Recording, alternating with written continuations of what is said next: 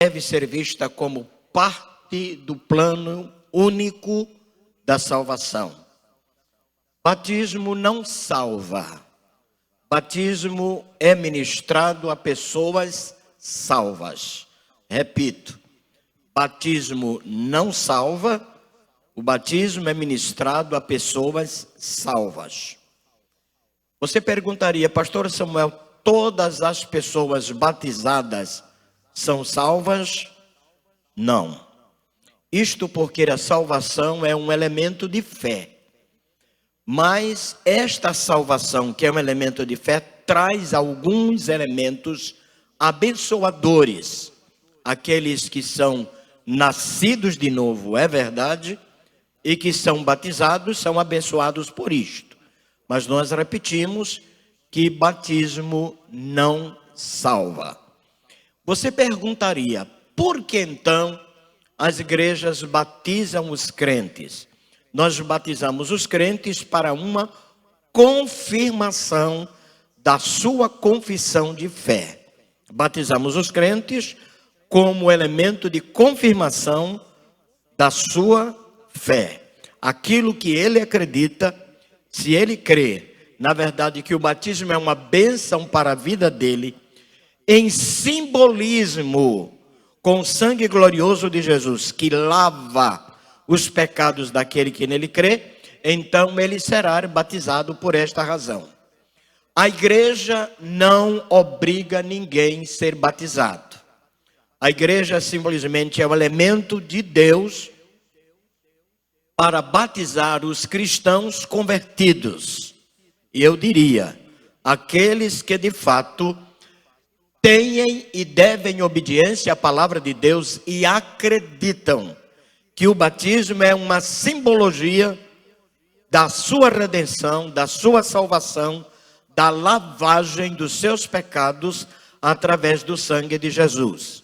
Repito, batismo não salva e batismo também automaticamente não lava pecado de ninguém. Alguns cristãos que dizem assim, eu vou ser batizado para ser um crente melhor. Não. Você deve ser um crente melhor para ser batizado. E não ser batizado para ser um crente melhor. Eu vou ser batizado para ter a minha salvação garantida. Repito, salvação não provém absolutamente de batismo. Salvação é um elemento de crer na pessoa gloriosa de Jesus. E através do sangue de Jesus, os nossos pecados são perdoados. E por ele, pelo sangue de Jesus, é que nós vamos para o céu. O Novo Testamento encontra no batismo paralelos fundamentais com os três maiores ou as três maiores administrações do pacto antigo ou do Antigo Testamento. Vou repetir isso. O Novo Testamento encontra no batismo paralelos fundamentais com as três maiores administrações dos pactos do Antigo Testamento. E eu vou citar para vocês isso. Vocês têm aí em mãos o estudo que nós colocamos à disposição dos irmãos. Primeiro pacto, noaico. Poderia ser noéico, mas não é. É noaico. Pacto com Noé. O nosso irmão presidente da mocidade tem o seu microfone nas mãos e vai ler para os irmãos 1 de Pedro capítulo 3, versos 18 a 22. Vamos ouvir, porque o nosso som está chegando até você, mesmo que a imagem de Daniel não esteja aí. 1 de Pedro, capítulo de número 3, versos 18 a 22. Ouçamos. Pois também Cristo morreu uma única vez pelos pecados, o justo pelos injustos, para conduzir-vos a Deus, morto, sim, na carne, mas vivificado no Espírito, no qual também foi e pregou aos espíritos em prisão, os quais, noutro tempo, foram desobedientes quando a longanimidade de Deus aguardava nos dias de Noé.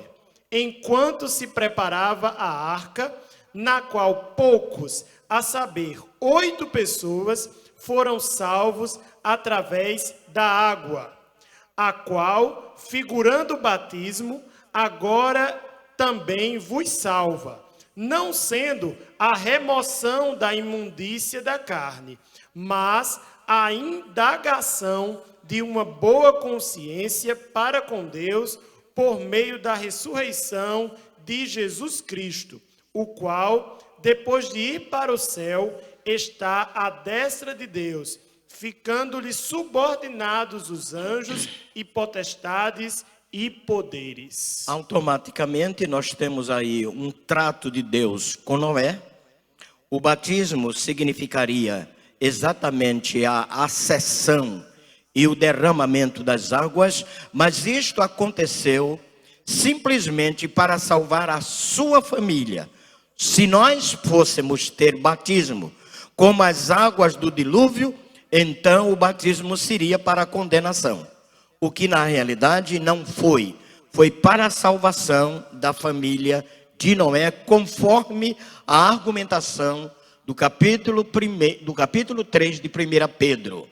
Agora nós temos o segundo pacto, que é o pacto abraâmico. Pacto em que a gente encontra referência em Colossenses capítulo 2, versículo de número 13. Deixem-lhe dizer, o ato da circuncisão tipificava aliança familiar, assim como o batismo é atribuído à família cristã. O ato da circuncisão significava exatamente uma tipificação familiar ou uma razão familiar, assim como o batismo é atribuído à família cristã. Vamos ver o que nós temos escrito aí em Colossenses 2, capítulo de número 13, versículo 13. E a vós outros, que estáveis mortos pelas vossas transgressões e pela incircuncisão da vossa carne, vos deu vida, juntamente com ele, perdoando todos os nossos delitos. Isto quer dizer que a comunhão de Abraão com Deus, ou o pacto de Abraão com Deus, este foi exatamente o elemento que trouxe, em tese, a redenção a todas as famílias que viveram neste pacto, conforme a explicação do nosso querido São Paulo. E ainda mais, ele está falando de uma razão que era típica deles, que era a circuncisão. Enquanto a circuncisão foi dada para os judeus, o batismo foi dado exatamente para aqueles que se posteriorizaram, isto é, para aqueles que pertenceriam à igreja do Senhor Jesus Cristo. Terceiro pacto, pacto mosaico. Pacto com quem? Com Moisés. 1 Coríntios capítulo 10, verso 2, Êxodo capítulo 13 e verso de número 21 a 22, nós encontramos o seguinte: as colunas de nuvem e de fogo significavam pacto de proteção. Quando nós olhamos aquilo que Israel estava vivendo no deserto, era exatamente a proteção de Deus. Vocês percebem que à noite uma nuvem clareava tudo aquilo que era o arraial de Israel. E durante o dia a nuvem protegia todo Israel, protegendo-o exatamente dos raios do sol. Este foi um pacto que Deus assumiu com os israelitas a partir da hora, queridos, que eles saíram da terra do Egito e rumaram para Canaã. Nós não vamos ler o texto todo, mas vamos ler parte dele, que é exatamente Êxodo 13, 21 e 22. Êxodo 13, 21 e 22. O Senhor ia adiante deles durante o dia, numa coluna de nuvem, para os guiar pelo caminho. Durante a noite, numa coluna de fogo, para os alumiar, a fim de que caminhassem de dia e de noite. Nunca se apartou do povo a coluna de nuvem durante o dia, nem a coluna de fogo durante a noite. Paulo diz em 1 Coríntios capítulo 10, verso 2, que todos os israelitas foram batizados na nuvem. Ninguém é imerso em nuvem. Simplesmente ela está sobre. Por que então eu pus aí no estudo que você tem nas mãos que ninguém é imerso em nuvem? Você vai ouvir daqui a pouco a nossa explicação. Então, à noite, a coluna de fogo, e durante o dia, uma nuvem escura e espessa fazia com que causasse sombra sobre os israelitas. E a palavra de Deus está dizendo que isto era um batismo para todos eles.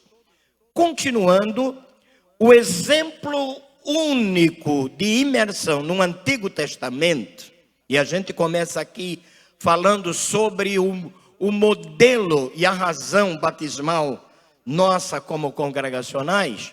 O único batismo que nós encontramos por imersão no Velho Testamento, leiam por favor, está escrito em Êxodo capítulo 14, versos 22 e 23. Vamos ouvir? Êxodo 14, 22 e 23. Os filhos de Israel entraram pelo meio do mar em seco, e as águas lhe foram qual muro à sua direita e à sua esquerda. Os egípcios que os perseguiam entraram atrás deles, todos os cavalos de Faraó, os seus carros e os seus cavalarianos até o meio do mar. E o texto diz que as águas fecharam-se e eles foram completamente engolidos, não é, pelo mar, quando estavam de fato caminhando atrás dos israelitas. Os israelitas consideraram que aquele vento forte, poderoso, que surgiu ali para fazer com que as águas se fendessem de para um lado e para o outro, eles consideraram, assim como a nuvem os batizou para proteção, assim também as águas fizeram ao contrário, batizaram os egípcios quando entravam para perseguir o povo de Israel. Daqui a pouquinho nós vamos dar uma explicação sobre isso. Queridos, João Batista, cheio do Espírito Santo, não seria absolutamente contra quem? Seu pai, que era sacerdote. Há uma grande discussão no meio cristão com referência ao modelo de batismo. Aqueles que batizam por imersão, outros por aspersão, outros por oblação, outros por efusão. Esta demanda de modelos de batismo divide os cristãos. Nós, os congregacionais, acreditamos, cremos e argumentamos no batismo que nós efetuamos aos membros da igreja, que ele é por aspersão. E os senhores vão ver, numa infinidade de textos que nós temos aqui, o modelo de batismo e a razão porque nós, os congregacionais, batizamos desta maneira. Todo sacerdote, depois aí do terceiro ponto, todo sacerdote era o quê? Aspersionista. Vamos ver se isto é real em Êxodo 29, verso de número 7. E depois faz um pontinho e vamos para o verso de número 21. Êxodo 29, verso 7. E em seguida o verso 21. Daniel faz a leitura. Então tomarás o óleo da unção e lhe derramarás sobre a cabeça, assim o ungirás. Verso 21, tomarás então do sangue sobre o altar e do óleo da unção, e os aspergirás sobre Arão e suas vestes e sobre seus filhos, e as vestes dos seus filhos com ele, para que ele seja santificado, e as suas vestes, e também seus filhos, e as vestes de seus filhos com ele. Apresentamos aqui uma razão que todos os sacerdotes, uma argumentação, todos os sacerdotes, isso em todo o Antigo Testamento, queridos, nenhum absolutamente fez qualquer ato de imersão para purificar qualquer coisa, qualquer elemento, durante toda a caminhada dos israelitas, e mesmo depois que eles entraram na terra prometida, assim mesmo continuaram aspergindo todos os elementos que seriam consagrados. E aspergir não é mergulhar, aspergir é colocar água sobre, sangue sobre. Era isto exatamente que os sacerdotes faziam. Os senhores imaginem que João Batista era filho de um sacerdote por nome Zacarias.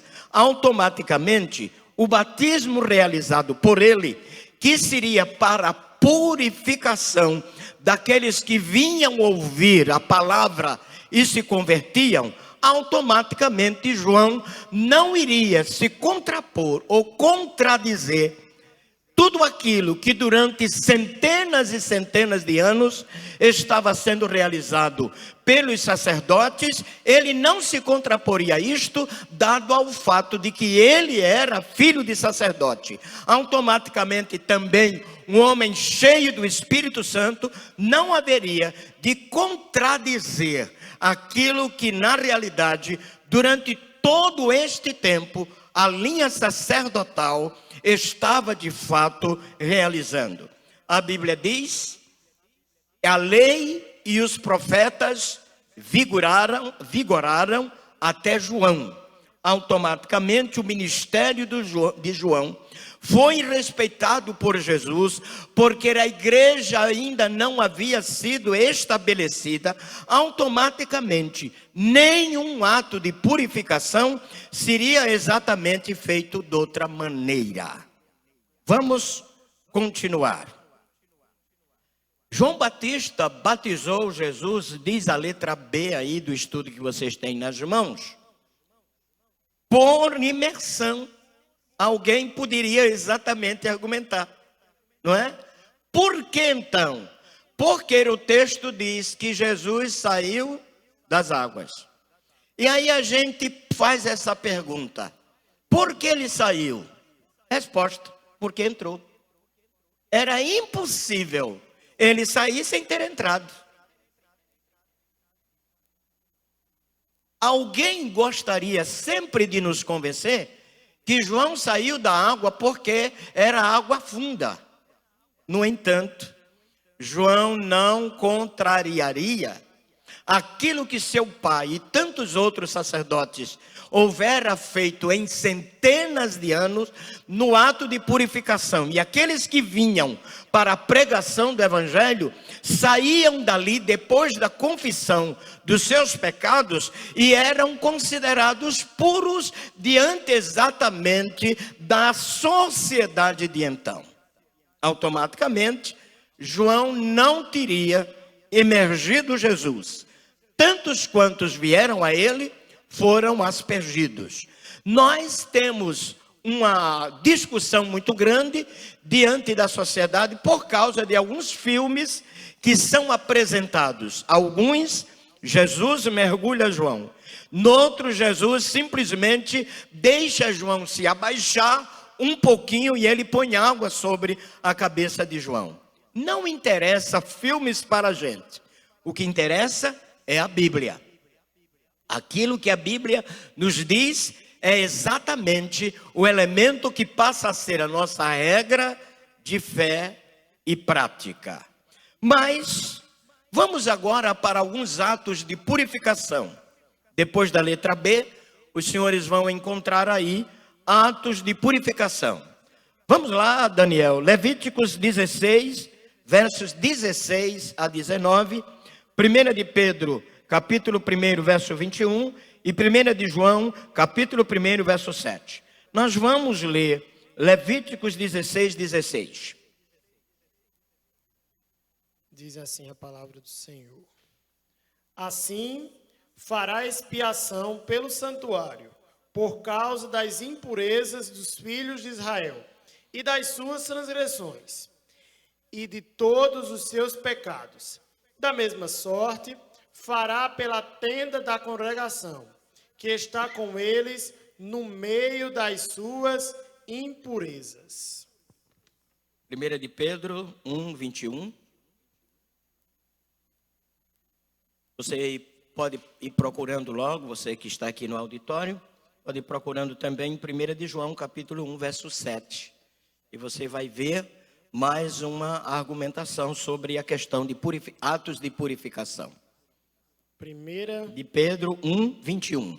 Carta de Pedro, capítulo 1, versículo 21, diz assim: e por meio deles, tendes fé em Deus, o qual ressuscitou dentre os mortos e lhe deu glória, de sorte que a vossa esperança esteja em Deus. Isto mostrando a purificação daqueles que venham para Deus. Mas nós vamos aprofundar mais. 1 de João 1,7. Está lá vizinho ao Apocalipse, bem pertinho.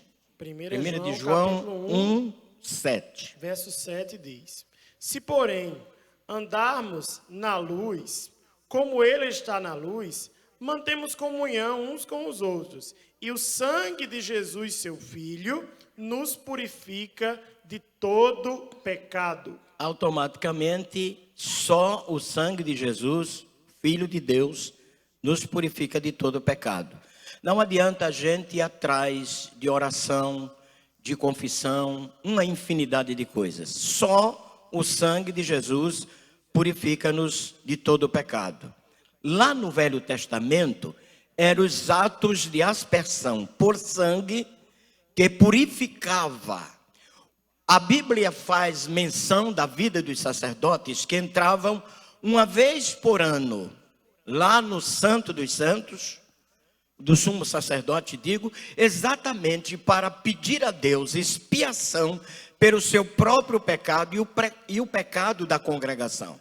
Isto era repetido anualmente. No entanto, queridos, nunca absolutamente este ato serviu de razão para que as gerações do Velho Testamento pudessem dizer: nós já somos salvos da ira de Deus por causa do ato da purificação através da aspersão do sangue. Tudo apontava para a frente, para a pessoa gloriosa de Jesus. Os atos eram tipologias. Os atos eram apenas apontando para a pessoa de Jesus, o Cordeiro de Deus, que viria logo em seguida. Quando nós olhamos quantos cordeiros morreram no passado para que os pecados daquela gente fossem perdoados, a gente logo chega à conclusão que o perdão dos pecados daquela gente era de fato uma questão anual, não era absolutamente dentro de uma ordem eterna, enquanto que o sangue glorioso de Jesus é exatamente para perdão eterno. Se você um dia aceitou Cristo como Salvador e o sangue glorioso de Jesus passou em sua vida, automaticamente não se repetirá este ato através da pessoa de Jesus, mas nós somos salvos eternamente. O que é que São Paulo diz? Romanos, capítulo 8, versículo 1. Portanto, agora, nenhuma condenação há para os que estão em Cristo Jesus, que não andam segundo a carne, mas segundo o Espírito. Ele está dizendo que a salvação é um elemento eterno que acontece através do perdão do pecado, através do sangue glorioso de Jesus. Ele elimina a condenação. O sangue de Jesus elimina a perdição. Mas é preciso ser salvo de verdade. Agora nós vamos para alguns textos sobre batismos. Verifique aí em sua Bíblia se você tem perto de você. E vamos ouvir aquilo que o nosso irmão Daniel vai fazer leitura. Eu quero ser rápido, não é? Para que a gente não tome muito tempo. Mateus 3:11. Evangelho segundo escreveu São Mateus, capítulo 3, verso 11. Diz assim: Eu vos batizo com água para arrependimento, mas aquele que vem depois de mim é mais poderoso do que eu, cujas sandálias não sou digno de levar. Ele vos batizará com o Espírito Santo e com fogo. Automaticamente, o evangelista Mateus está falando daquilo que João Batista estava dizendo, aquela multidão que estava vindo a ele para ser batizado. E ele disse assim: eu vos batizo com água. Olhem o termo. Ele não estava dizendo eu vos batizo nas águas. Ele estava dizendo com água. Seja muito ou seja pouco. Agora, por que o termo com água? Irmãos, porque há uma grande defesa que batismo só é realizado se for nas águas. No entanto, João está ali diante de uma multidão e a própria pessoa de Jesus, e ele está dizendo que batiza com água. Para o quê? Arrependimento. Ele está dizendo que as pessoas que vinham a ele tinham, na verdade, que ouvir a mensagem para o arrependimento e, consequentemente, serem batizadas. Mas era com água. Lucas 3:16. Evangelho de São Lucas, capítulo 3, verso 16. Disse João a todos: Eu, na verdade, vos batizo com água, mas vem o que é mais poderoso do que eu, do qual não sou digno de desatar-lhe as correias das sandálias. Ele vos batizará com Espírito Santo e com fogo. Automaticamente, vamos abrir agora um paralelo aqui, queridos. João repete o mesmo termo, com água. E ele diz o seguinte, que Jesus batizará com o Espírito Santo e com fogo. A pergunta é essa: há possibilidade da gente ser mergulhado no batismo com o Espírito Santo? Não. Jesus disse que o batismo com o Espírito Santo é uma unção que vem de cima, que cai sobre o indivíduo e o enche. Ele não era absolutamente aquele batismo em que o indivíduo já estaria num lugar onde o Espírito Santo cobriria essa parte dele para poder ele ser batizado. É derramado sobre a vida dele, sobre o coração dele. E ainda mais, o termo diz batizar com o Espírito Santo e com fogo. Automaticamente o irmão pode perguntar: há alguma semelhança no batismo? Assim, Jesus não contraria o modelo do batismo de João, nem Deus contraria absolutamente o termo gramatical que nós temos aí, que o batismo é com água e não nas águas. Vamos para João 1:26. João, capítulo 1, versículo de número 26.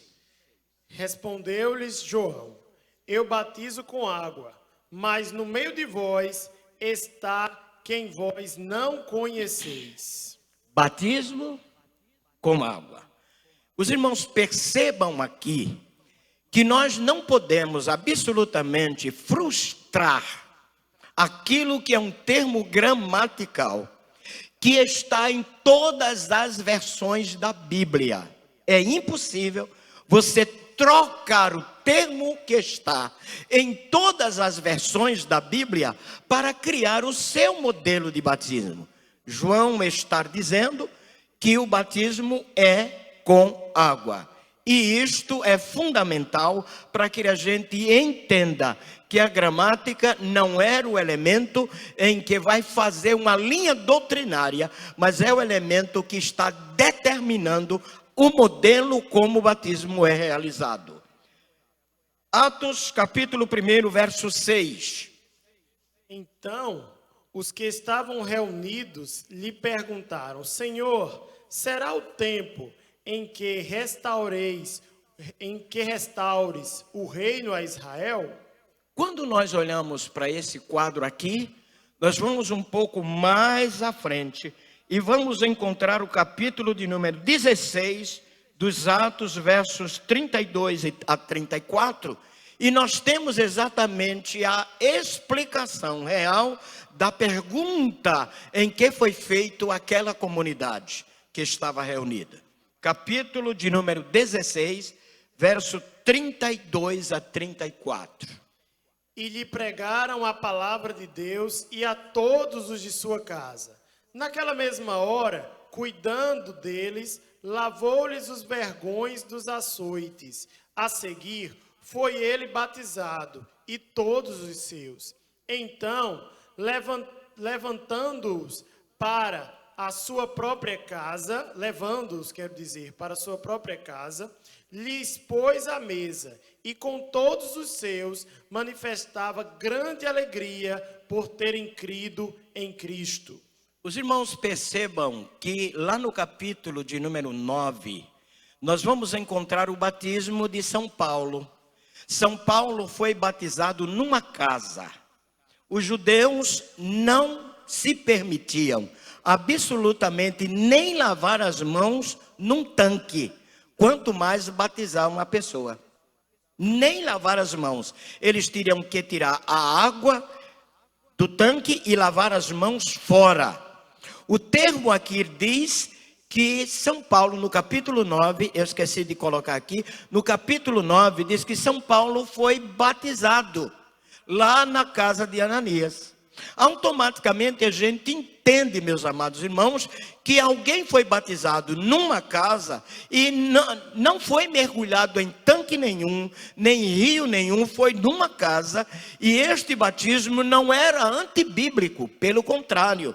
Nós entendemos que São Paulo é uma das maiores autoridades do Evangelho a partir da sua conversão, e a igreja que conhecia muito bem Paulo, que até recusava de ter de fato um encontro com ele, reconhece a sua conversão, e naquela noite, naquele dia, São Paulo foi batizado na casa do homem que o hospedava. Automaticamente, São Paulo não foi emergido. Vamos para o capítulo 18, versos 7 e 8. Verso 7 e 8. Assim, desculpe aí, Daniel. Assim como nesta casa, que nós fizemos a referência do capítulo 16, houve também um batismo em casa. Isso quer dizer que aquela pessoa, ou as pessoas que foram batizadas, não mergulharam em tanque nenhum, porque isto era proibido entre os judeus. Atos 18, versículos 7 e 8. Saindo dali, entrou na casa de um homem chamado Tício Justo, que era temente a Deus. A casa era contígua à sinagoga. Mas Crispo, o principal da sinagoga, creu no Senhor, com toda a sua casa. Também muitos dos coríntios, ouvindo, criam e eram batizados. Agora vocês imaginem como nós temos uma infinidade de textos que vão mostrando a realidade do batismo da igreja primitiva. Daqui a pouquinho eu vou falar da igreja contemporânea. Eu vou terminar já já. Mas agora vem dois textos meus amados irmãos, que são exatamente os elementos de grande discussão no meio dos cristãos. Romanos, capítulo 6, versos 1 a 3, a 4. Que diremos, pois? Permaneceremos no pecado para que seja a graça mais abundante? De modo nenhum. Como viveremos ainda no pecado, nós, os que para ele morremos? Ou porventura ignorais que todos nós que fomos batizados em Cristo Jesus, fomos batizados na sua morte? Um momentinho, Daniel. Ou não considerais vós que todos nós que fomos batizados em Jesus, fomos batizados na sua morte? Entendam, irmãos, não está falando absolutamente de mergulho ou aspersão nesse instante. Está falando que todos nós fomos batizados em Cristo na sua morte, assim como os israelitas foram batizados na nuvem acima deles. Então percebam aqui que São Paulo não está falando deste batismo de água, mas sim da morte de Jesus, que batizou a todos nós nele, isto é, no seu sangue glorioso. Continue, Daniel. Verso 4. Fomos, pois, sepultados com ele na morte pelo batismo, para que... Momento. Fomos sepultados com ele na morte pelo batismo de quê? Da sua morte. Não imaginem que é o batismo com água ou mergulhando. Está falando na sua morte. Há muitos cristãos que argumentam aqui este versículo, sepultados com Cristo na morte pelo batismo. Irmãos, isto eliminaria, se o batismo de fato é exatamente a prova de que os nossos pecados foram perdoados, isso elimina o sangue de Jesus. E o texto não está dizendo que é o batismo, que alguns entendem que é exatamente o elemento que nos deu a herança da redenção eterna. Ele está falando única e exclusivamente da morte de Jesus, na qual todos nós nele fomos batizados. Vamos para Atos 22:16. Estou terminando, viu? Atos 22:16. Atos 22:16 diz assim: E vi aquele que falava comigo. Perdão, li o 16. Atos 22:16.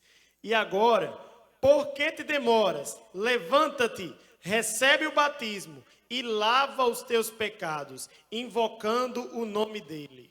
Quem era que estava aí? Era um homem que acabava exatamente de ter a sua conversão. Ele não estava, meus queridos irmãos, em nenhum lugar onde tivesse muita água.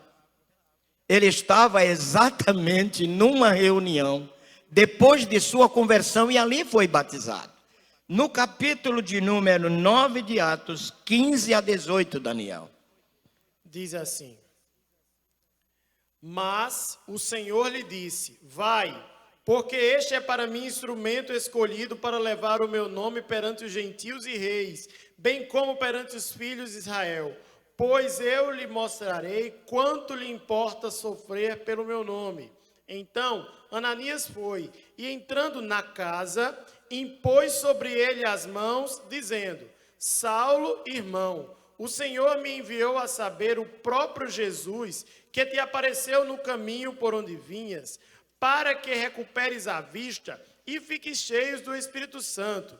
Imediatamente lhe caíram dos olhos como que umas escamas, e tornou a ver. A seguir, levantou-se e foi batizado. Automaticamente não havia ali nem tanque, nem rio, nem lagoa, nem qualquer outro ajuntamento.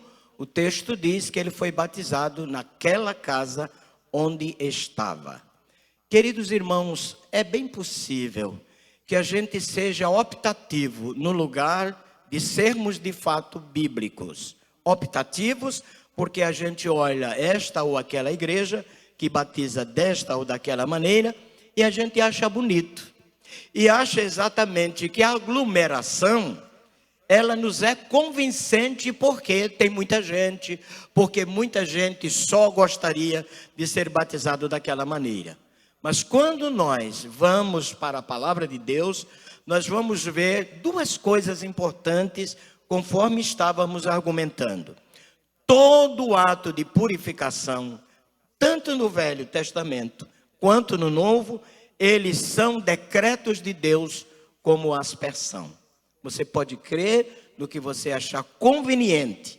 No entanto, a Bíblia está dizendo que é com água, não é em água. Mas alguns até citam um determinado texto. Um homem estava viajando e o Espírito Santo impeliu um cristão para ir ajudá-lo a compreender as Escrituras. Ele compreendeu as Escrituras e logo em seguida disse: eis aí água, lá no caminho, eis aí água, o que impede que eu seja batizado? Aí o discípulo do Senhor disse nada, desceu e batizou aquele homem. Qual é a prova que nós temos que no deserto tinha um rio? Qual é? O texto é claro dizendo que ele estava caminhando no deserto. Qual é a prova que nós temos? Na geografia bíblica, não existe rio por onde aquele homem estava passando. Automaticamente a gente precisa entender que a informação da Bíblia é muito mais necessária do que todos os conceitos que nós temos dentro exatamente das nossas linhas eclesiásticas. Entendam, que Deus nos abençoe.